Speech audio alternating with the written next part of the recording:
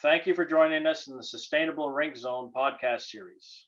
I'm Ian Storey, founder and president of IB Storey Inc. Our firm has the proud distinction of being the designated official rink engineering consultant of the NHL. Our partnership role is assisting with community rink infrastructure issues and sustainability upgrades. To find out more, please visit nhl.com. In this series, we're going to explore some key aspects of rink sustainability. Sustainability is often associated with environmental sustainability. However, financial sustainability is required to keep our community rinks open. Our guest today is focused on clients' sustainability and also has a passion for community rinks. Mike Richter, president of Brightcore Energy, bringing 13 years as clean energy entrepreneur experience, private equity and project development, former member of the board of the Sierra Club Foundation, and let's not forget, 15-year NHL career, including Stanley Cup champion, All-Star, Olympic medalist, and Hall of Fame. So welcome, Mike. Ian, thanks for having me, man. I'm very excited by this. You're doing awesome things and happy to be gathered around your brilliance. Well, I appreciate that, Mike. We can spread the word. So my own blog about this very topic. Yeah. Mike, you and I met through the NHL when we came together to explore options for innovative rink developments. We participated with the Green Sports Alliance, examined fits for applying new tech to the community rink fleet. We've also had many conversations about greening of rinks and moving the needle on rink sustainability. However, very few people get to hear those conversations. So this is one platform for us to expand that conversation, and particularly on our community rinks, into getting them into a more viable and sustainable place. So on that front, I recently heard someone summarize the accomplishments of Brightcore Energy as crushing it. and verbatim, that was what was said. So would you when you want to share your experience with Brightcore and your company's dedication to the client's sustainability? We'd like to hear more about that. Sure. Well, two things. That guy was our marketing person, and number one. Number two, that marketing person is me. So, Ian, we are in fact crushing it. No, I wish I could say crushing it, but it's really, this. You've been doing this for a long time.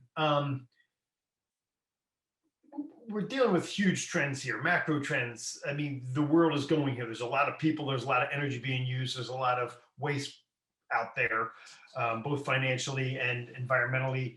And so we're kind of at this, I don't know, people talk about an inflection point or just this intersection of people getting aware and having the technology available, and then mandates out there. I mean, I live outside of New York, and there's local law 97 is a new one that says, no more carrot, this is a stick. If you don't get your buildings to perform better, we'll fine you. And there's a minimum kind of per square foot that these things have to perform per building type. But I mean, in a way, back up, what are we trying to do and what does Brightcore do? And I say it's sort of all the same thing. Brightcore as a company looks at commercial buildings of all types, and we just try to make them perform better. It's like athletics, it's like hockey, it's like anything else. If you're more efficient, you're probably going to be better at what you're doing, whether you're running a race around a track, whether you're a hockey player that skates as elegantly as Connor McDavid, you're going to have more success if there's less waste, less inefficiencies. And you take a normal commercial building, you're heating it, you're cooling it, there's water use, all these things. If you don't have good systems that are somewhat efficient, or said another way, if you have inefficient systems, you're going to be using more water, more energy, and ultimately more dollars. And it's a competitive world out there. So like, we can talk about this in terms of spotted owls and, birds and everything else, or we can talk about it in human terms. And that is, if my company is, competing against your company, we sell the same thing, but I'm inefficient about it, your company is going to be the one that wins. And so on a number of levels, we're trying to figure this out. Brightcore, I'm not a trained engineer like you. It's why we got in touch through the NHL initially. I mean, I've known you for close to a decade, I think now, and Yeah. watch the work that you're doing. And in a way, we're doing similar work in a more general sense, primarily office buildings, but there's not a building that we would walk away from. If a building's inefficient with its systems, it could be a light bulb, it could be in the need of a solar panel or a new HVAC system. We look to upgrade it with existing technology. And one of the things that, is really not my area of expertise, obviously, is my two partners were 15 years on Wall Street doing structured finance. Right. And that's kind of the catalyst. Like, the numbers have to work financially, and these guys are very, very, they're just brilliant at doing this. So we'll get good engineers like yourself and say, how do you put a new Rink system here? What type of lightings go here? And then often underwrite it. Sometimes the clients pay, but you still have to have a financial model. That's what Brightcore does. And, we've been doing this now for about 5 years, and we're finally getting some traction. Small businesses, as you know, are hard to run. They are, but some traction. I was looking at your website earlier.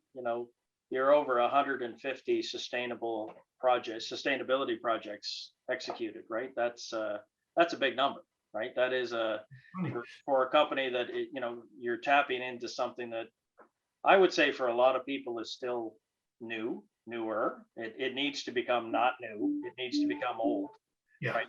But it is something that is still on the new side.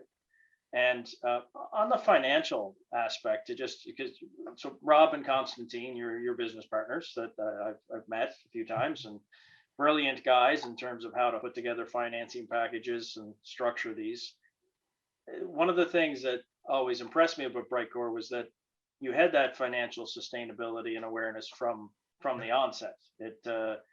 It wasn't something that we were applying something that was financially unviable, and you knew that those difficulties and challenges. So maybe tell me, how was it that your team was able to identify that so early on in terms of that financial sustainability? And is that would you agree with that terminology of financial sustainability?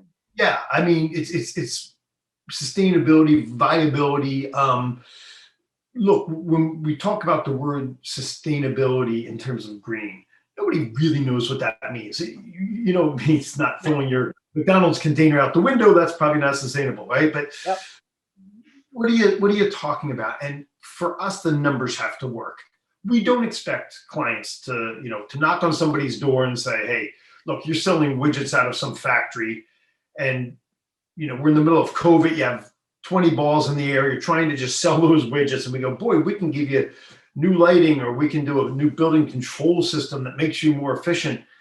And the guy's going like, I don't even know quite what you're talking about. I'm not an engineer. I know the lights work. I know the building works, and I know I have to meet my sales goals for this quarter. So go away. But when you come to them and say, hey man, your competition, the operating costs of that building you're in is twice as much as the guy that you're competing against. And when you're talking about Rinks, like, we've done a lot of conversations and real work with a lot of these community Rinks, privately, publicly held. It can be, the numbers, but I mean, it can be maybe their largest cost next to insurance. So it's not something where, I'll save some pennies here. I mean, it's an existential threat for a lot of these community Rinks. If I can't get my costs down, I can't charge enough to bring in enough to even come out even. And that's a problem depending on how inefficient the Rink is. So I think what we're looking at here is across society, people are starting to figure out, man, the way of doing business in the past is good, but it's not optimized. The way my building works is good, but maybe not optimal. I'm talking to you from Connecticut in my home here, and still mostly working from home under the COVID. But I've really noticed it. Normally I get up in the morning and I go to work and I come back, and I'm here all day and I see how inefficient my building is. This place was built in 1908. And, if there's a stiff wind coming from the west, my hair's blowing in here. I mean, it's like, wow, they didn't really insulate it back then. And you come into a new building, and we've had these discussions. I've had a friend who's done a carbon neutral home, and it's an entirely different experience. So sometimes I think we're really bad about talking about the benefits. There's the sustainable benefits, the green benefits, however that's defined for the environment. but there's the financial benefits, which can be substantial. But then there's just like the performance benefits that really benefit humans. That means when you go into a rink, the locker room's warm, the ice is cold, the stadium seats are not damp and crappy. Everybody's experience is better. And for my home, that means the wind's not coming in here. That means the right temperature, it's the right humidity, and I control the environment well. So it's more comfortable. And if I got more comfortable employees, Rob, my partner, mentioned, think about if you were to go to Goldman Sachs and all the buildings that they own, if you could make it more comfortable, better lit, both for security and safety, but also just general comfort. We sit in front of these computer screens all day and you're reading, and if you're in crappy light, it's going to hurt your eyes, it's going to make you more fatigued, all this stuff. He said, if you could just, with the tens of thousands of employees they have, if you could make the creature comforts better, where you could maybe just eke out 1% more performance from their workforce, how many millions of dollars would that be? And so I've always laughed, when I played with the Rangers, you've got nutritionists, you got sports psychologists, you got some of the best, coaches and fitness gurus. And you go to a rink and the thing's just in terrible condition and it's not performing well. And it's like bad air quality. I mean, they shut down that LA's practice facility back when I was playing, it was 20 years ago, but because OSHA was saying that the air quality was so poor in there. Now you're starting to get these newer places, St. Louis just came out. You worked with so many of them now. They have fresh air and they have, heat sinks that pull the air out and get nice fresh air in there and everything else. So there's three things we're talking about. It's environmental sustainability. It's the kind of the operating costs, the financial sustainability, but it's also it's for people and your performance. It's the light quality, it's the air quality, it's the health and well-being that you're starting to see people recognize a little bit more, and I can perform better in a better environment. Oh, absolutely. And I think that somehow when you first talk about sustainability, there is a bit of a negative connotation where as we're enhancing sustainability, it's actually hard to find negatives towards doing that. So just a footnote, Brightcore, again, reviewing your website. So as of the end of 2020, environmentally, you're over 76,000 metric tons of GHG avoidance and almost $11 million in utility costs. It'd be hard to say that you haven't impacted both at this point, right? Certainly. Yeah, and I do think it's the bottom line because, I mean, look, you're in the business of designing these whole energy systems for Rinks. I mean, I'm not an engineer, and truly, it's awesome listening to what you can accomplish because you're just trying to be more effective, more intelligent, more efficient about how you run that rink. When you think of a normal rink, for example, I mean, it's basically a freezer with the lid off, right? I mean, Yeah. you're heating a slab of ice, and if you don't have some building envelope and some intelligence and a compressor system and all the rest that is fairly efficient, you're just burning cash. And, I know as a player, you go into certain rinks and the ice quality is poor, and you wish that everybody had a standard. And you and I were first introduced to each other through the NHL. And they did that. They, how would you say, they really went to each of the, at the time, 30 NHL arenas and said, okay, what's the best practices, for water use, for energy, for making ice good.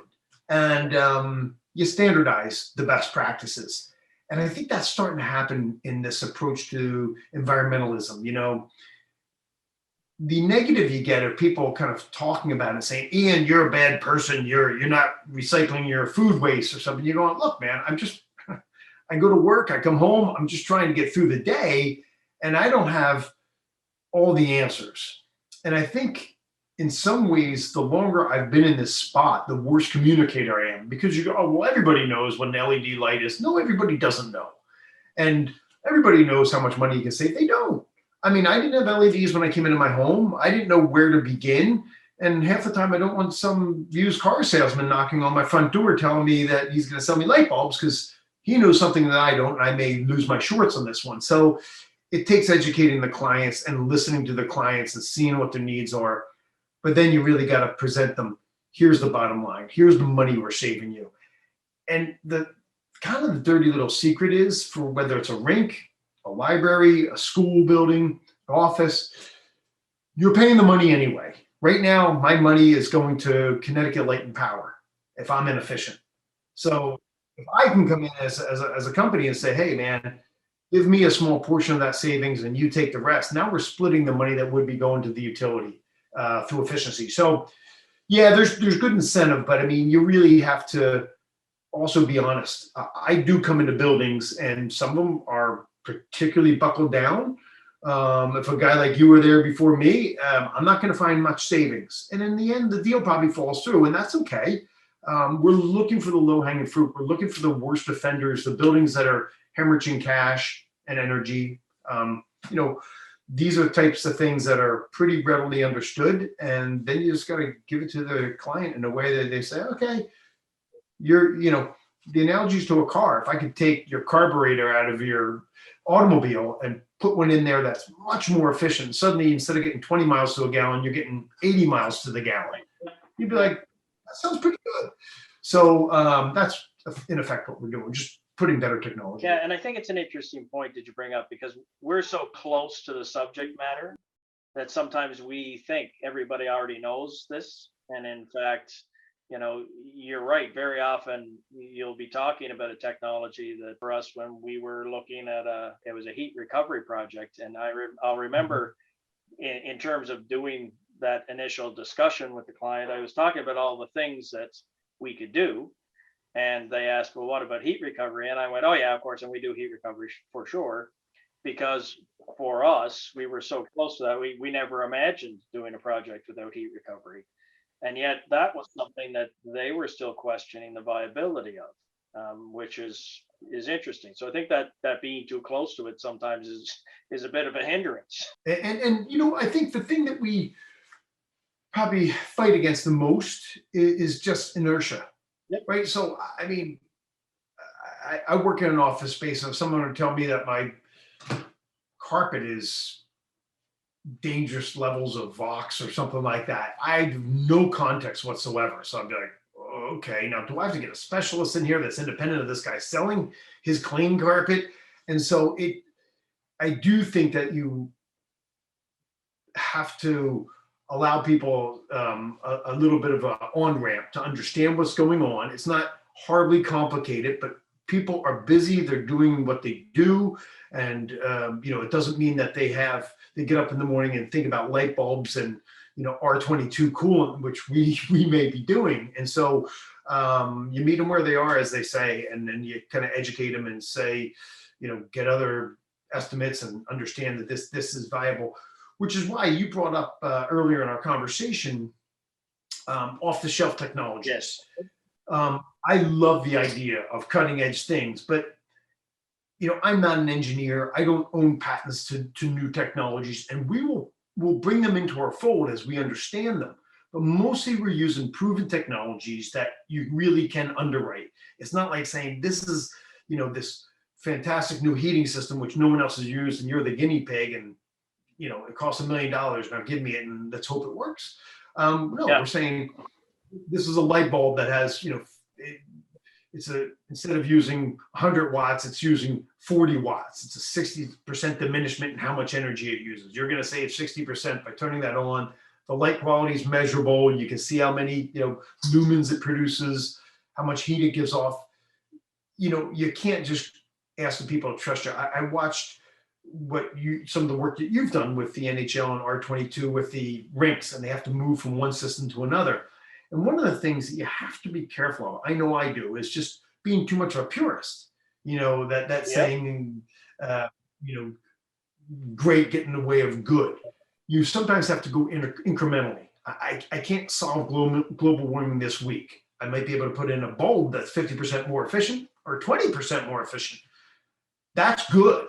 But if I'm saying, no, I'm going to wait till a solar panel can supply all of my electricity, or, you know, have some heating system that's on fusion, well, you might be waiting for another 5 decades. And so some of these are incremental savings that you just have to sometimes hold your nose and deal with, or at least say this is better than I've been, and we'll take that incremental improvement. Yeah, and I think we miss the incremental improvements, when we wait to say, oh, we'll do, we'll look at upgrading something in 3 years' time and maybe something will be better. Well, in that 3 years, we are holding status quo, which is not a very pretty picture. So That's exactly right. And you can truly lock yourself in, right? So I bought this house, it's got an oil furnace in the basement, and it's eventually going to die. It's a high quality, pretty efficient as they go, but it's an old oil furnace. So I'm going to move to the next generation of whatever it is.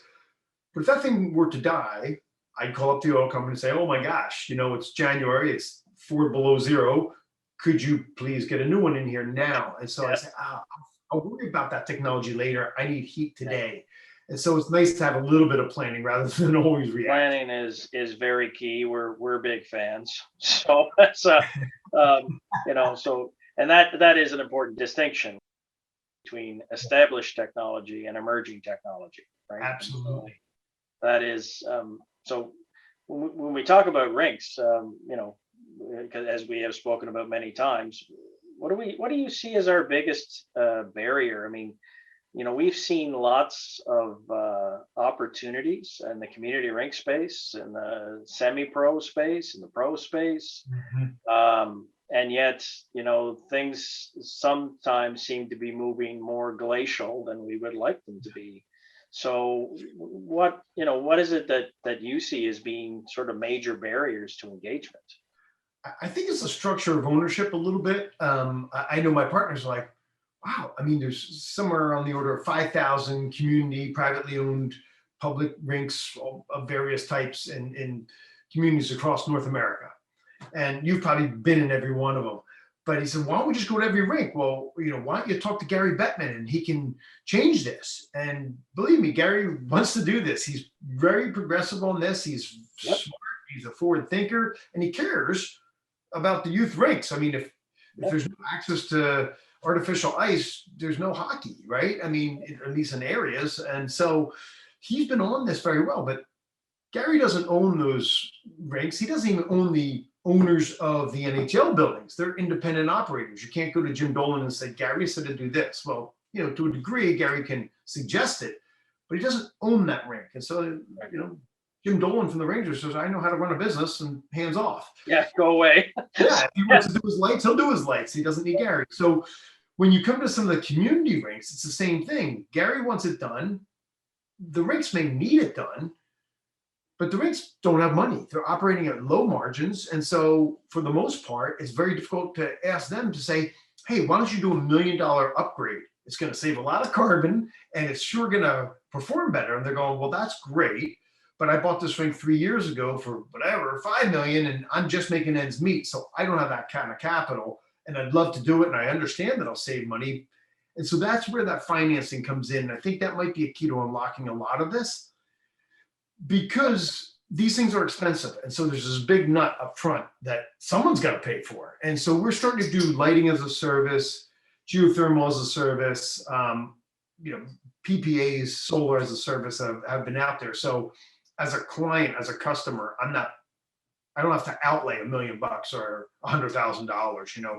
Someone made the point that if there wasn't this kind of sharing of expenses over a long period, you're amortizing the upfront costs of this stuff in residential solar. Who has $30,000 in the cushion of the couch if they're going to throw a solar panel group up on the roof? No one does. So when you start saying, well, yeah, you're paying, $500 a month right now in electricity costs, I can put these things in here, lower your cost to $200 a month, and then we'll split that $300, savings. Yeah. And that starts to make a real difference. When you get into financial engineering too, though, people are kind of like, oh, hold your wallet. There's plenty of, you really have to have the accounting down, and you have to be very transparent about it so people don't think they're getting fleeced. But yeah, you can do this when the savings are there. If the underlying technology makes the savings there, as you know, then you can do anything. If client has money, great. If he doesn't, we can amortize this thing and keep them from having to spend that big nut up front. One, there's more to it too, though. I think that nurtures people are scared. They're excited to make change and improve, but they don't want to be the sucker either. Right. And so as we go along, the more people that put in LED lights in a rink and can call up their peers and go, wow, hey, Ian, you own the rink in the next town over, and I've known you for 10 years. I see you put LEDs in there. Do they work? Or do you get the savings? And you go, yeah, they've been here 3 years and it's pretty good. Now I'm comfortable. I don't have to talk to the salesman to see it. So it really does amplify. Every rink that you've done means that there's other rinks that are going to learn what you've done and start to make themselves more efficient. And I think, there's actually lots written about solar. I remember the first time I looked at solar panels, I didn't talk to a solar dealer. I talked to one of my neighbors and go, how is it? What about cloudy days? All the questions. What about nights? Well, yeah, you're still hooked to the grid. You're just diminishing your expenses in this manner. No, okay. And so now I'm talking to a normal person who's had a normal experience and it's been very positive. I'm more apt to do it. So every time I knock on someone's door and say, geothermal really works, and they say, what's geothermal? It's a lot easier conversation the second time you do it. Well, look, I just did Bernie's place. Go talk to Bernie, and that makes a difference. Yeah, and especially in the rink industry, because I think a lot of people don't appreciate just how energy intensive these facilities are. And so that's also made them a target for a lot of years for every latest, greatest invention that there possibly is. And, every time there's one of those bad experiences, it certainly makes people leery and understandably so. And it's complex.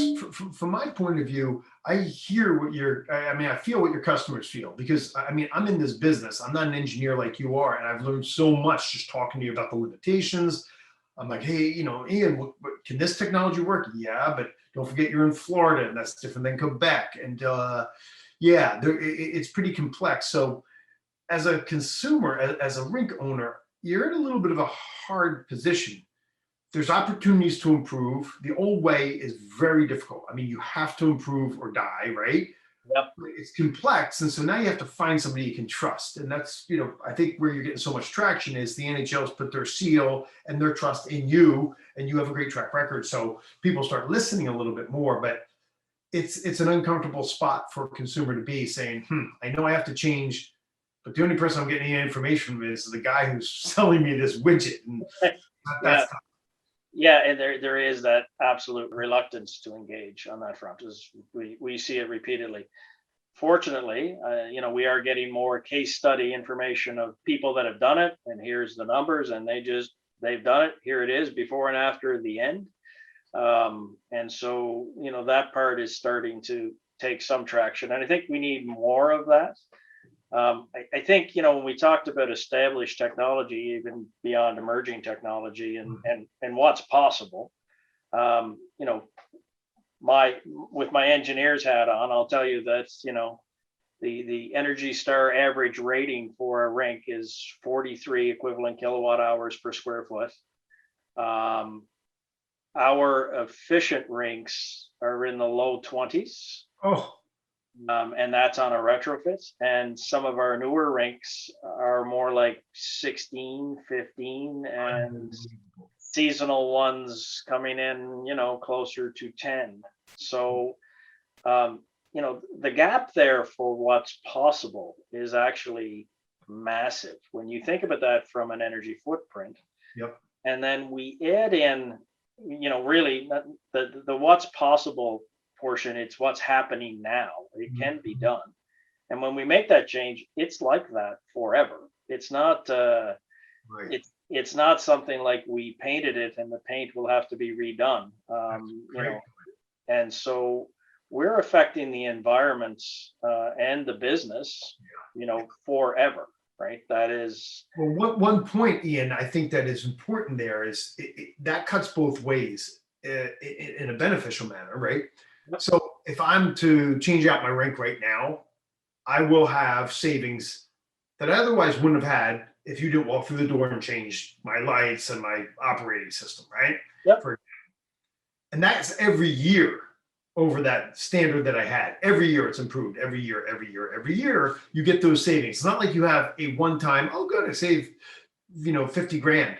Every year I'm operating 50 grand less, for example, than I would have, otherwise. And every year that I wait to deploy your suggestions, I am paying that extra 50 grand. So there's a huge opportunity cost. And I think sometimes the prospective clients that I'm talking to don't recognize that. They're like, hey, I'm fine right now. You're not fine right now because your competition might be actually doing something, or you're just making ends meet. So do you want to lose 50 grand a year for the next 5 years and then decide, all right, I'll put those LEDs in there now? And I've had people come to me and say, solar panels are changing so dramatically. I'll just wait another 3 years and the price will come down. Well, yeah, but in that 3 years, it could be six figures that you would have saved. And, guys like you understand kind of the not just the cost curve, but the change in technology pace. And, look, there's always breakthroughs, but we know off the shelf technologies right now are substantially better than what's in most buildings. I think one thing that is difficult when you're going from a rink situation to a regular building, let's just say I own the Empire State Building and you come to me and say, gee, Mike, I'd really like to upgrade the building system there, which they did. Malcolm owns this thing in New York, a big real estate family, and did a really good job. New lighting, new windows, new systems. Nobody's tearing down the Empire State Building. That'll, it's been there for how many years, and it'll be there another 5 decades. There's a stat, and I've heard different stats. You probably know this better. 80% of the buildings in New York City, for example, will be there in the next 20 years, right? Most buildings are not being demolished and then built up. You're talking about your new standards of Rinks, which I think is fascinating. You can design in all these great technologies. But what do we do on the existing places? And I think one of the problems with Rinks is specifically, unlike the Empire State Building, is a lot of them were built like Butler buildings in the 70s and the 60s, and they're old. They weren't built with fantastic materials, but they're there. And if I bought this rink, I don't want to just demolish it, But then the question is, do I want to put $1 million into a rink that's worth $1.2 million, And so I think you probably have come across that conversation a lot dealing with rinks. Like, how do you justify that? Some of these big, strong, old rinks that are going to be there for another 10 decades or, 5 decades, great, justify. But, at what point do you kind of figure out, let's start from scratch, Yeah, we aren't, and it's a great point. I'm not an advocate for starting from scratch often. Mm-hmm. And I guess that one of the aspects we see on the environmental side, when we start from scratch, or I can go even lower, I can get a lot of the way there on a retrofit, but we can go even lower. But we're going to take all of that building that is functioning and we're going to tear it down and throw it away. Not a lot of that ends up, not as much ends up recycled as we would like to be, and kind of forget about that piece. Great point. On the financial side, we found that rejuvenating facilities is on the high end 50 cents on the dollar for replacements, and on the low end sometimes 20 cents on the dollar. Unreal. So there's an awful lot that can be done. I always go back to, you're right, because there's so many of those facilities that were just built cheap. Operating costs were low. People weren't really considering the environments, all of those things. And, if the building's been there 25 years, really need to consider, okay, is it going to be there for another 25? Because there's a pretty decent chance that it is. Yeah. When you're looking at a 5-year time horizon, does it make any sense? 5 years goes by in a heartbeat in a business of any sort. Yeah. So we just really have to adapt our thinking, and our go-to point, as I said, isn't new. It's we live and breathe in the refurbishment because we have thousands of facilities that need help, and absolutely. We're not interested in saying what we can showcase in a brand new one. It's what can we do to move the needle for the fleet, right? Yeah, I think that's a great call. And nobody's necessarily at fault for where those buildings are, because when they were built, they could have been state of the art, right? That was the best light bulb available, and things have changed. And so if you can upgrade, then great, do it. But that inertia is there. When I walk into my house, I click a light, it works. But I don't know how much I'm torching up cash each time. I know the lights on, and I think really our sport of ice hockey has a bigger problem than maybe any other sport in this regard. I mean, artificial ice is amazing. It just keeps getting better across. Everybody seems to understand best practices pretty well now. And so you go to rinks and the variance from one rink to another is not as much as it used to be. Yep. Certainly in the NHL, I mean, they've got a standard that's amazing now. But I mean, you're relying on a lot of energy to keep this thing alive. A basketball court is a basketball court. I mean, it might not even need lights. You could be going out during the day and playing around. We're in this enclosed environment, which if the power goes out, it melts.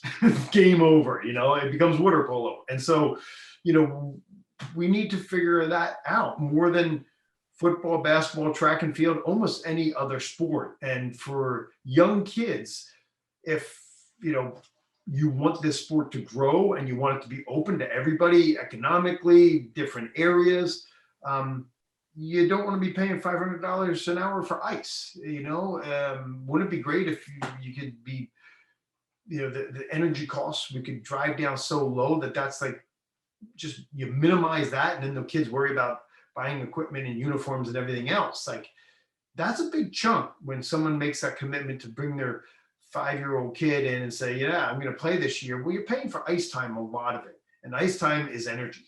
And so if we can make the energy more efficient, there's more money to go around. There's more kids that will be exposed to the game. So it really does matter.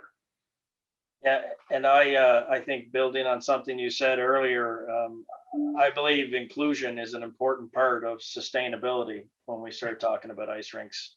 And it's access, right? And you think about, talking to Marty Brodeur, he had, I can't remember the number of rinks when he grew up at Montreal, though. I mean, he had these open ice free down the street. And so, not everybody has the ability to hop on free ice that just freezes outside like that. And as time goes by, there's less and less NHLers whose youth was spent on that free open ice available to anybody. Go out there in a pair of boots, maybe get some borrowed skates, and I can see if I like this sport. Wow, I love it. I'm going to play. Well, what if you're growing up in suburban Atlanta and you say, gee, I'd really like to try this sport. It looks cool on TV. All right, well, yeah, you have to now go to an organized place to do it. You'll be spending a lot of money on ice time, uniforms, before you even recognize whether you like playing or not. And it prohibits a lot of people getting that access. And that's a big deal. I know the NHL has done a lot with inclusion and trying to grow the game and racially and socioeconomically. But, oddly, energy costs are a big portion of this right now. And so I think, what you're doing ultimately is democratizing the game. It's opening it up to many, many more people, the more efficient these rinks become. And you can bring the game into different areas. You look at what's going on in Philadelphia, where I grew up. Ed Schneider has that Schneider Hockey. And yep. Man, he just bankrolled a lot of this stuff and really got into some great, low economic communities, communities of color and whatnot that otherwise wouldn't be there. But he was doing charity work, and he should be commended for it. But if you can do this in a more systematic way and just lower the costs, boom, it happens. It's an unbelievable. I mean, it's the best sport out there, and you're very much reliant on what you're doing. It's making these things, less expensive to operate. And that is very much the key is making it so that we can have better inclusion, right? We can have better access to the sport. So, well, listen, sir, I very much appreciate your time today. Thanks for joining us. It was, like I mentioned, we've had many conversations over the years, and people don't get a chance to hear us chat about some of these issues. So I absolutely appreciate your time today. Yeah, Ian, I had to actually keep it in check, because when you're not there, I take full credit for all the things that you taught me. Ian was a good understudy. I thought a lot about the operating systems of arenas. No, it's been amazing learning from you over the years, and I'm glad you're doing this podcast. It's really cool to participate, and thank you. And the work you do is awesome. So, sir, appreciate that. yeah. Okay. All the best. And for those of you listening, if you want to find out more, feel free to go to brightcoreenergy.com, find out more about what Mike's up to. And if you want to find out more about our partnership, you can either go to nhl.com or you can go to ibstory.com. So again, Mike, thanks very much for your time today. It was very generous. Thanks, buddy. Yeah, great to talk to you. Okay, take care. All the best. Bye now.